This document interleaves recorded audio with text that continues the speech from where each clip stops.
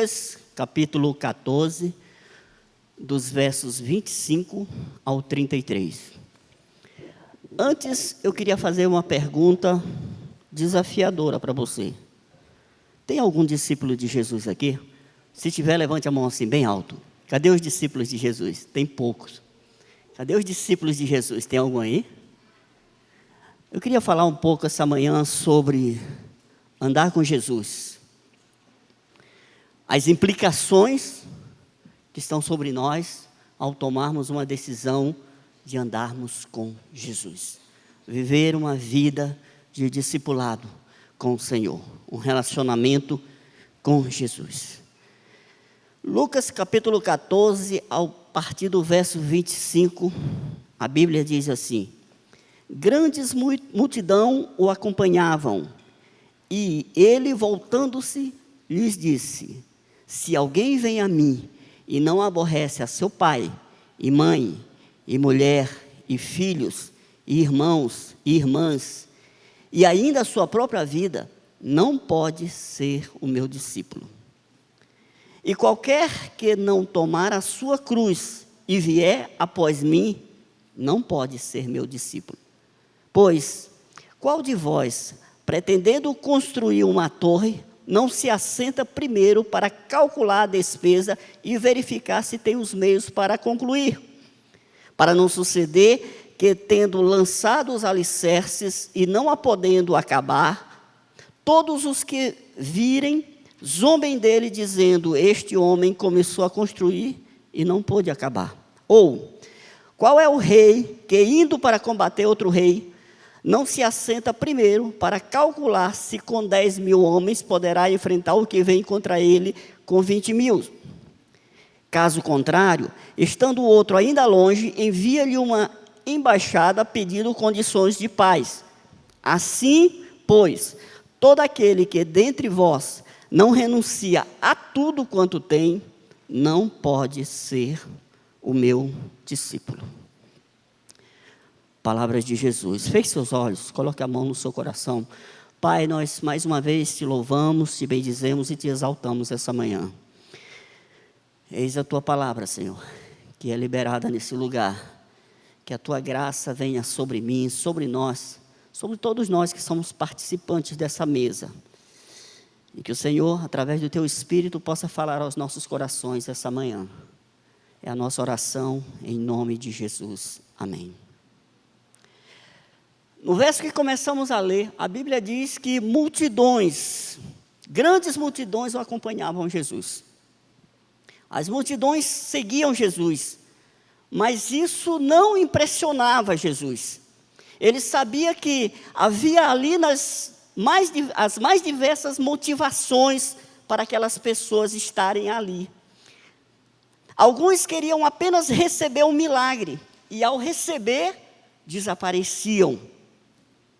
Você vê nos evangelhos, na caminhada de Jesus, que algumas pessoas passaram, tiveram um tempo com Jesus, receberam algo da parte de Jesus e desapareceram. A Bíblia não fala mais neles. Como, por exemplo, em Lucas 17, 11, quando vem até Jesus 10 leprosos, eles são curados e 9 daqueles leprosos não voltam. Apenas um volta para glorificar, para agradecer a Jesus. Em Mateus capítulo 19, verso 16, Jesus tem um encontro com um jovem rico. Esse jovem tem uma pergunta: o que ele faz para herdar a vida eterna? Quando Jesus fala o que ele precisa fazer, ele entende que o preço é muito alto e ele se afasta. A Bíblia diz que Jesus amou aquele homem, mas não se fala mais, a Bíblia não fala mais nesse homem. Foi um anônimo que saiu com uma resposta, mas que não avançou, que não respondeu aquilo que Jesus falou. Alguns, porém, eram curiosos. Outros buscavam uma contradição nos ensinos de Jesus para acusá-lo. Eram os religiosos da época. E parece que o tempo passou e nada mudou.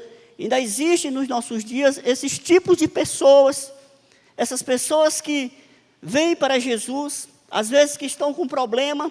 Jesus cura, Jesus restaura, e essas pessoas, depois da cura, elas simplesmente saem da igreja, saem da presença de Deus.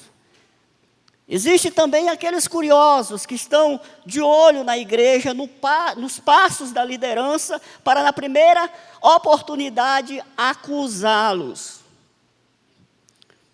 Alguns dias atrás, correu a nível nacional a história de uma suposta pastora que assassinou, segundo a justiça está acusando, assassinou o seu marido. Quem de nós, crentes, ainda não recebemos uma piadinha a respeito disso? Olha, era uma pastora, e aí? E às vezes a gente tenta explicar algo que as pessoas naturais não vão compreender. Mas existe muita curiosidade, existe muitas pessoas que estão em volta, olhando as coisas, mas não passam de multidão. Jesus, ele não se impressionava com os números. Ele não falava também para agradar. O discurso de Jesus produzia uma reação diante das pessoas, positiva ou negativa. Então, Jesus está diante daquela multidão, diante dos seus discípulos, e ele vê aquela quantidade de pessoas, ele resolve elevar o padrão de quem deseja segui-lo. E aí ele faz um convite que trará implicações a todos aqueles que desejam aceitar o convite, segui-lo. Alguns, evidentemente, não vão aceitar. Como lemos, ele fala, se alguém, verso 26, vem a mim e não aborrece o seu pai e mãe, mulher e filhos, irmãos e irmãs, ainda a sua própria vida não pode ser meu discípulo. O mais interessante é que esse versículo começa com si. É um convite, não é uma ordem, não é uma imposição. É ao contrário da grande comissão que está lá em Mateus 28, Marcos 16 e Lucas 24, onde Jesus diz, ide e pregai o evangelho a toda criatura. Aqui é diferente. Aqui Jesus está fazendo um convite. O convite para ser discípulo. Está ligado àquilo que nós somos. Enquanto a grande comissão está ligado àquilo que nós iremos fazer como crentes, como filhos de Deus, aqui está ligado àquilo que nós iremos ser. O discipulado, o andar com Jesus, é um convite que ele faz a todos nós. A todos nós. No verso 26, ele diz que nós vamos contrariar algumas pessoas ao tomar uma decisão por andar com Jesus, nós vamos contrariar algumas pessoas. De certo que, eu acredito que cada um aqui tem um testemunho acerca disso. Quando você toma uma decisão em relação a Jesus, muitas coisas começam a acontecer na sua vida e você precisa estar preparado para isso. Haverá oposições, haverá obstáculos, haverá resistências espirituais. Tudo isso vai haver para aquele que deseja andar com Jesus, aquele que se aproxima de Jesus. Você, como crente, cheio do Espírito Santo, você pode me dizer assim, mas pastor, minha vida é tão tranquila. E eu pergunto para você, você está andando com Jesus? Há oposições na sua vida? Na sua casa já aconteceu alguma coisa? Alguém no seu trabalho já se levantou contra você? Qual as lutas você tem enfrentado por ter decidido andar com Jesus? Porque se nada disso aconteceu, nós precisamos rever a nossa conversão. E Jesus fala isso um pouco atrás, no livro de Mateus, capítulo 10, do verso 34 ao 39. Mateus, capítulo 10, do verso 34 ao 39, ele já adverte sobre essas dificuldades de quem deseja aceitar o desafio de andar com ele. Mateus capítulo 10, verso 34, diz assim: não penseis que vim trazer paz à terra. Não vim trazer paz, mas espada. Pois vim causar divisão entre o homem e seu pai, entre a filha e sua mãe, entre a nora e sua sogra. Assim, os inimigos do homem serão os da sua própria casa. Quem ama seu pai ou sua mãe mais do que a mim, não é digno de mim. Quem ama seu filho ou sua filha mais do que a mim, não é digno de mim. E quem não toma a sua cruz e vem após mim, não é digno de mim. Quem acha a sua vida, perdê-la. Quem, todavia, perde a vida por minha causa, achá-la. O nosso amor por Jesus, ele vai ser provado. Primeiro, na nossa casa. Você que entregou sua vida para Jesus, você está lá na sua casa, Deus começa a te mostrar aquilo que está errado. E Ele vai cobrar de você uma posição. Então, a denúncia, o problema todo começa dentro da casa. Não é que Jesus veio bagunçar a sua casa e trazer discórdia. Não. Ele veio te levantar ali como alguém que é luz naquele lugar para trazer transformação para aquela família. Amém? É interessante como isso acontece de uma forma tão sobrenatural. Por exemplo, uma vez estávamos falando com um casal que eles estavam brigando muito, e eles tinham um filhinho pequeno. E um dia eles estavam brigando, discutindo, quase indo às vias de fato. E a criança estava sentada no sofá assistindo televisão, ela levantou caladinha e chegou na porta do quarto, ela ficou assim olhando para eles. Como se dissesse assim: o que vocês estão fazendo? E eles compartilham isso, dizendo que ficaram tocados por aquela situação. Porque aquela criança, eu creio, na sua simplicidade, na sua inocência, ela foi usada ali naquela casa para se posicionar. Mesmo no seu silêncio, ele passou uma mensagem para aquele casal. O nosso amor por Jesus vai ser provado na nossa casa, aos nossos relacionamentos. Você que é discípulo de Jesus, quantos relacionamentos você já abriu mão por amor a Jesus? Porque Jesus vai fazer isso. Jesus habitando em ti, Ele vai te mostrar coisas, cobrar posicionamentos. Existem relacionamentos que eles são nocivos. Existem relacionamentos que eles trazem morte. E nós precisamos discernir isso. Relacionamentos. Quantos? Ah, pastor, mas ele é tão bonitinho. Só falta converter. Falta tudo, irmão. Falta tudo. Jesus, quando entra na nossa vida, Ele deseja fazer um vendaval, consertar aquilo que está errado. Então, relacionamentos, existem relacionamentos que nos levam, existem relacionamentos que nos aprisionam, e nós precisamos compreender isso, porque o nosso amor por Jesus precisa estar acima de todos os relacionamentos terrenos, inclusive pai, mãe, irmã, e todas essas coisas. O nosso amor por Jesus vai ser provado também dentro de nós, nas nossas decisões.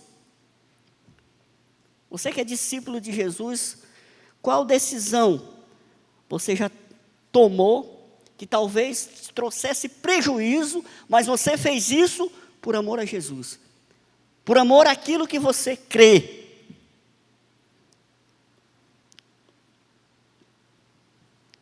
As nossas decisões, entregamos a nossa vida para Jesus, e Ele precisa estar a par daquilo que nós vamos fazer. Precisamos pelo menos consultar a Ele sobre aquilo que iremos fazer. É a aplicação da cruz em cada parte do nosso ser. O andar com Jesus traz uma mudança em todos os nossos relacionamentos, irmãos. É incoerente eu dizer que eu ando com Jesus e eu tenho dificuldade de perdoar uma pessoa. É incoerente eu dizer que eu ando com Jesus e continuar praticando os mesmos erros que eu praticava antes. As nossas decisões, elas precisam ser mudadas, o nosso coração precisa ser mudado por amor a Jesus, por amor àquilo que nós cremos. Você vai analisando aí aquilo que você tem supostamente perdido por amor a Jesus. Porque isso vai credenciar a mim e a você de dizermos que somos discípulos de Jesus. O texto que nós acabamos de ler diz 3 vezes: não pode ser o meu discípulo. Você pode observar o texto, 3 vezes ele diz: não pode ser meu discípulo. Então, há um pré-requisito. Se nós vamos fazer qualquer tipo de teste, alguma coisa para um trabalho, para qualquer coisa, nós devemos preencher os requisitos que estão ali, senão nós iremos apenas perder tempo. E Jesus diz 3 vezes: não pode ser meu discípulo, não pode ser meu discípulo. Verso 27. E qualquer que não tomar a sua cruz e vier após mim, não pode ser o meu discípulo. Todas as vezes em que Jesus falou em tomar a sua cruz, ele falou também negar a si mesmo. A cruz é a tua vontade, não uma pessoa. Esses conceitos andam juntos. Tomar a sua cruz e negar a si mesmo. Estão sempre juntos. Uma coisa está ligada à outra. Então, a cruz não é uma pessoa. Eu aprendi desde criança. Eu vi muitas vezes minha mãe dizer assim: teu pai é a minha cruz. Você não ouviu isso? Muitas pessoas dizem: alguém que te faz um mal, alguém que te apronta é a minha cruz. É aquilo que eu tenho que carregar comigo. E eu cresci pensando nesse conceito.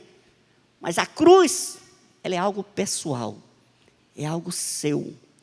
São as decisões que você vai tomar na sua vida. É a negação. Depois da queda do homem, o homem se tornou mau. Todos os seus desígnios são maus. Quando nós entregamos a nossa vida para Jesus, começa uma batalha dentro de nós.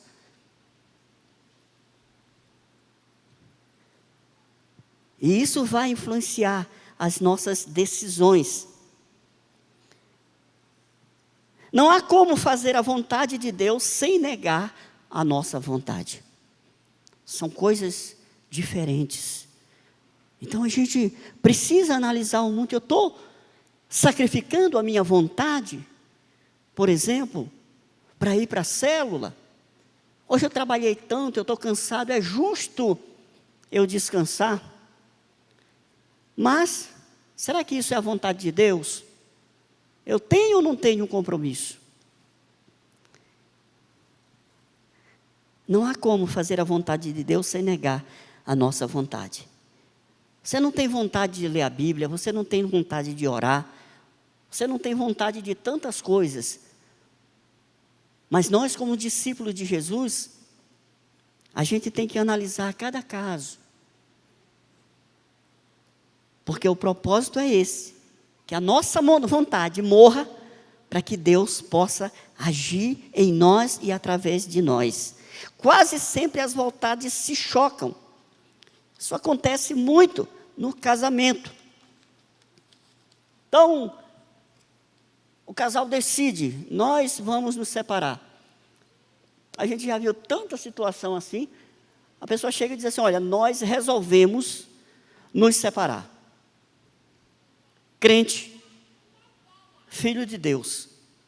A pergunta é: Jesus está de acordo com isso? Jesus aprova essa situação? Sabe por quê? Porque muitas vezes nós estamos muito vivos. Muito vivos. A nossa vontade, a nossa carne ainda está muito viva. Ah, eu quero entregar essa célula porque me dá muito trabalho. Quem te deu ela? Foi Jesus. Então entrega para Ele. Diga para Ele: eu não quero mais, eu não aguento. O peso está, a cruz está grande demais. Precisamos entender isso. O adultério está no coração da natureza caída. Ontem eu e minha esposa estávamos falando algo sobre casamento, sobre adultério. Algumas mulheres, elas se sacrificam pela beleza, elas fazem plásticas, elas arrumam o seu corpo, e não há nada de errado nisso, mas a aparência está em voga ali, porque o medo é assim, o meu marido me trocar por outra. E a gente chegou à conclusão que a questão do adultério é uma questão de caráter. É uma questão de caráter. Então você deve fazer uma plástica, você deve cuidar do seu corpo. Sim, todos nós devemos. Mas isso não pode ser uma condição para você não ser aceito pelo seu marido. Porque vocês têm uma aliança. Vocês fizeram uma aliança diante de Deus. Então, se você for levar uma vida de sempre estar cobrando, sendo cobrada, sabe? Esse casamento está com fundamento errado. Porque a aliança fala de fidelidade. O marido e a esposa, eles vão envelhecer junto. A barriga vai crescer, as coisas vão cair. Mas é nos dois. E a vontade de se cuidar não pode exceder a isso. Ao medo de ser rejeitada ou de ser rejeitado. Então o adultério, ele está na falta de caráter. De alguém que não é fiel ao compromisso que fez diante de Deus.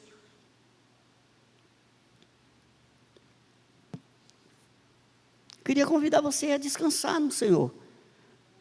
A ter um orgulho próprio, a ter uma autoestima. Independente do que você é fisicamente, sabe? E aos maridos, amem a sua esposa, como Jesus amou a igreja, como Ele ama a igreja.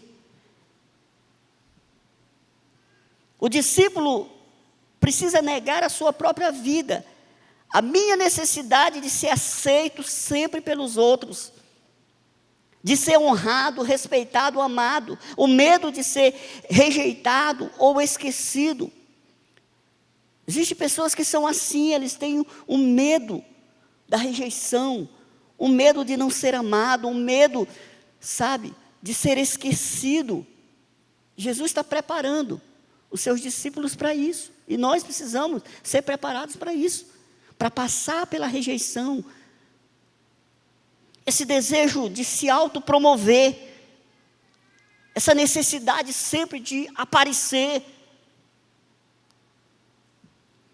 Precisamos trazer equilíbrio a essas coisas. A cruz implica em renúncia ao amor e à aceitação incondicional.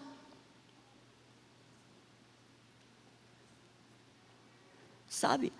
Aquela cobrança sempre. Eu quero ser amado, eu quero ser visto, eu quero. Em algum momento da nossa vida, nós iremos passar por tudo isso. Por rejeição, você acha que nós não vamos passar por isso? Rejeição, por ser esquecido. Precisamos estar preparados para isso. A cruz nos faz esquecer a opinião do mundo ao nosso respeito.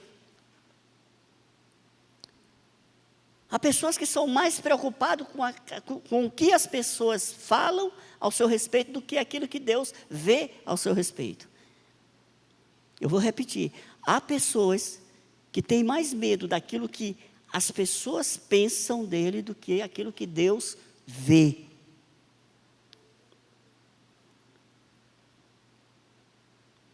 Precisamos esquecer a opinião dos outros. O que Deus pensa de você, o que Ele fala de você, o que Ele tem falado com você.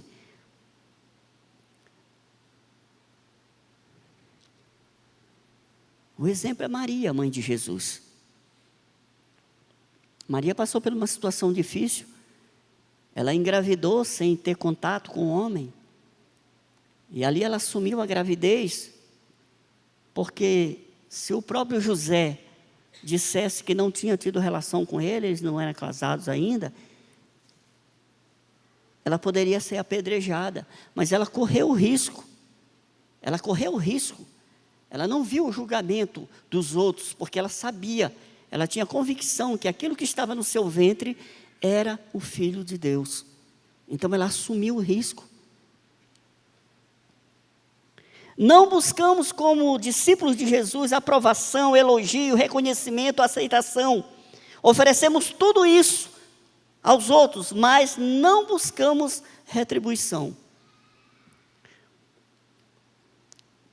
Nós não buscamos isso. Se vier, tudo bem. Mas se não vier, não é isso que nós buscamos.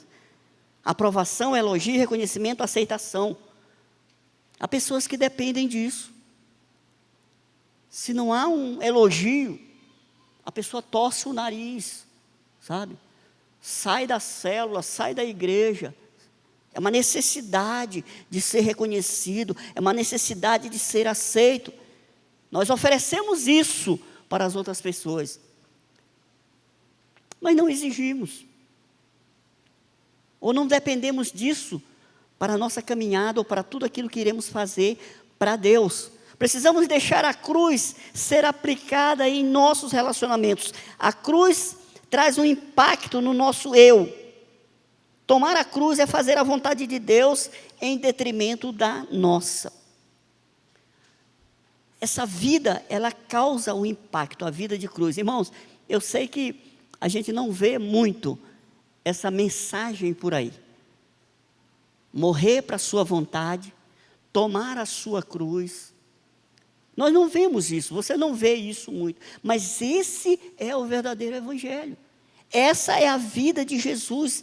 Temos que passar pela cruz. Como filhos de Deus, temos que passar pela cruz.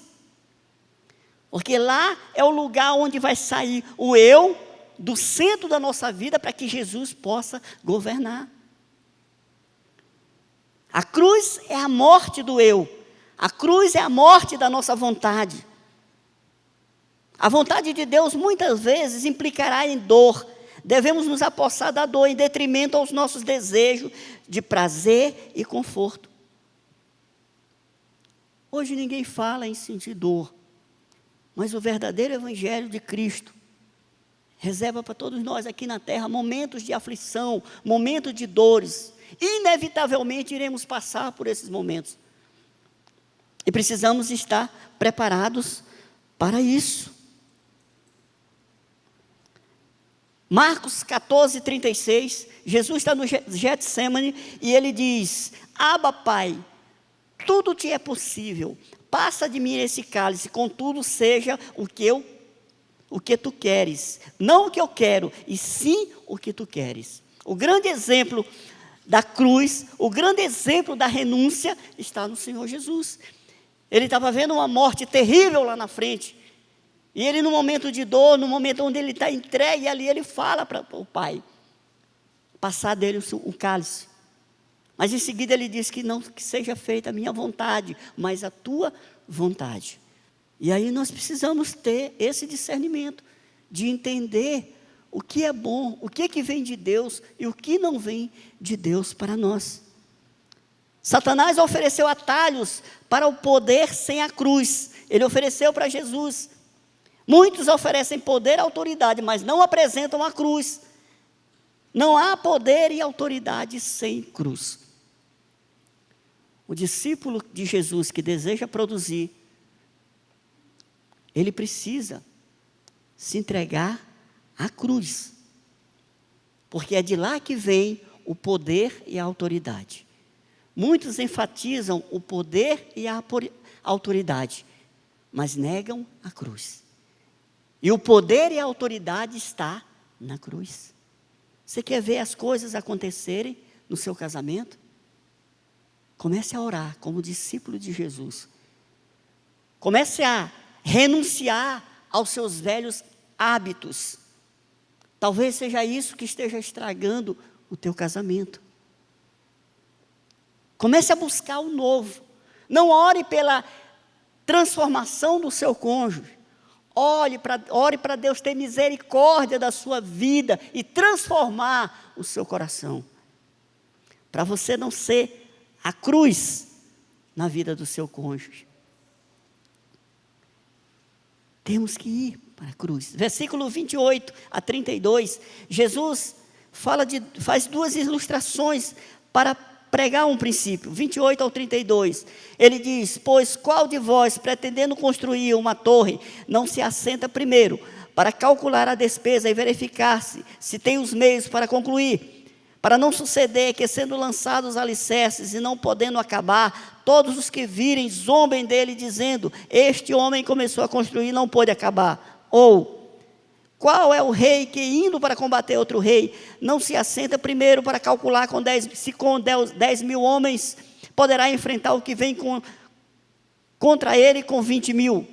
Caso contrário, estando o outro ainda longe, enviará uma embaixada pedindo condições de paz.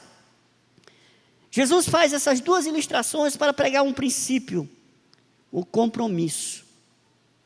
O compromisso. O compromisso. Ele sabia que na multidão onde ele estava ali ministrando, existia pessoas descompromissadas.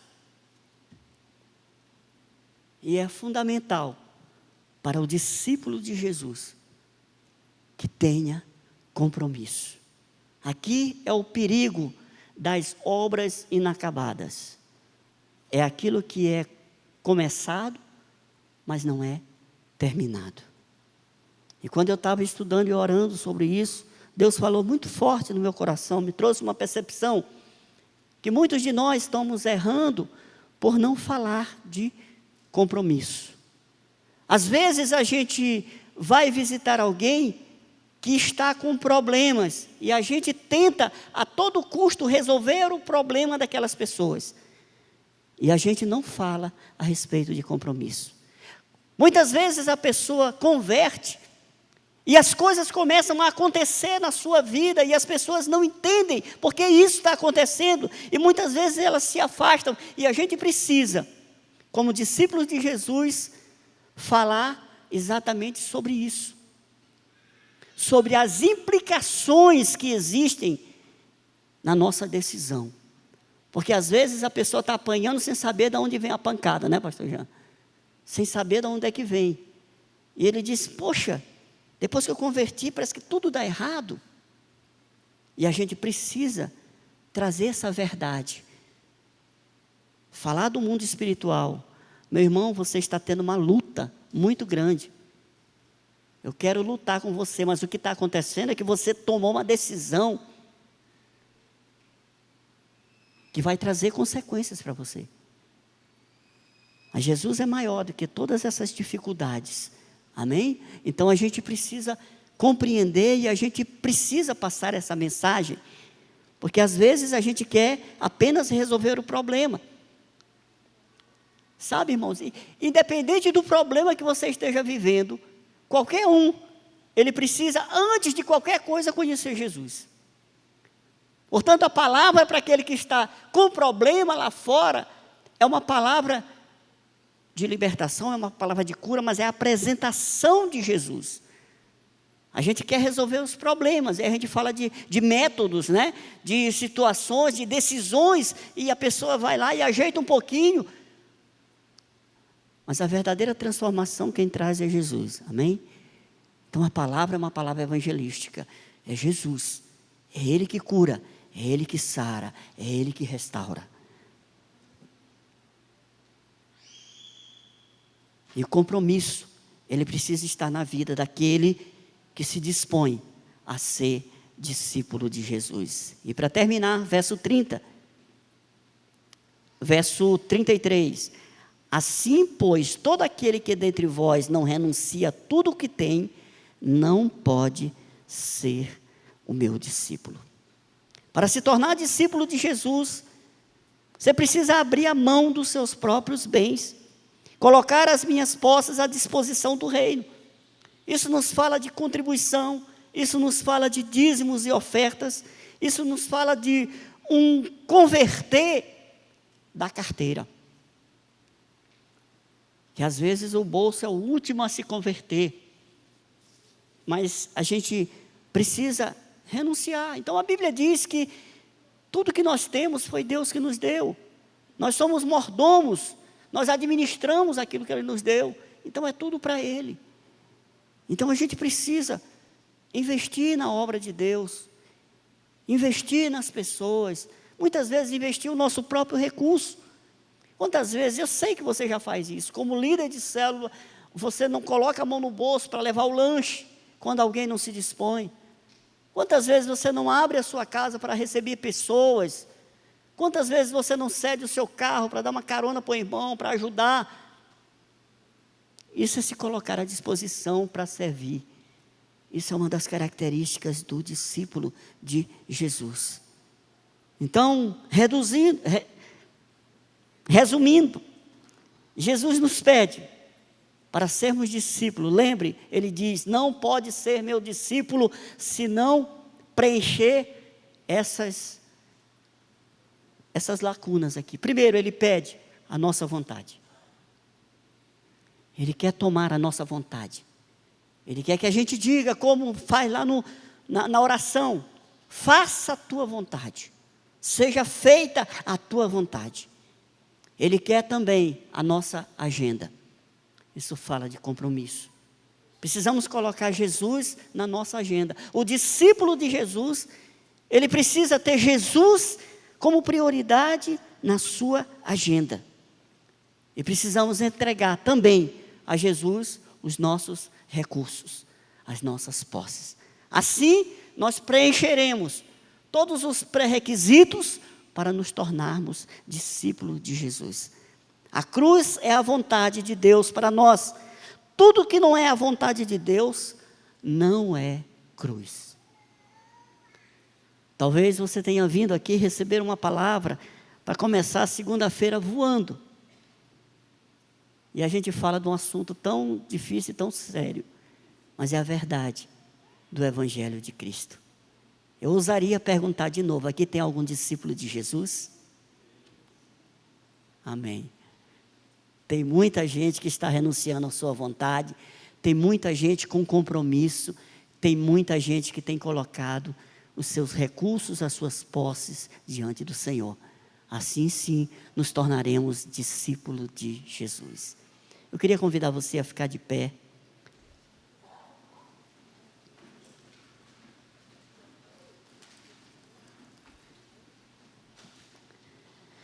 Feche seus olhos. Coloque mais uma vez a mão no seu coração, diante de tudo aquilo que foi explanado essa manhã. Sempre Jesus espera de nós uma resposta sobre aquilo que Ele fala. Se você tem se sentido, você sentiu através da palavra que você está aquém daquilo que Deus quer para a sua vida, faça uma oração a Ele. Talvez você esteja vivendo uma vida que desagrada a Deus. E de uma forma simples, essa palavra traz luz ao teu entendimento. Talvez você está na iminência de tomar decisões que serão importantes para a sua vida, para a sua família.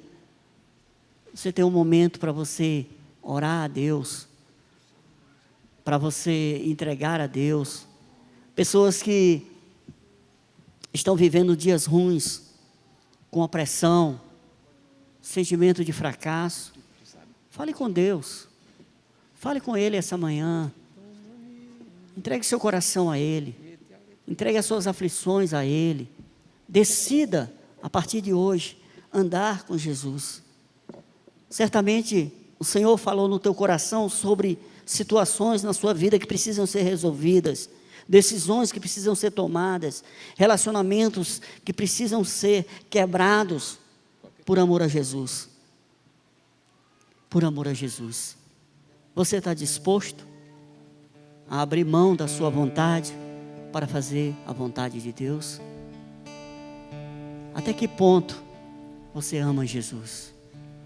O que você está disposto a entregar a Ele essa manhã?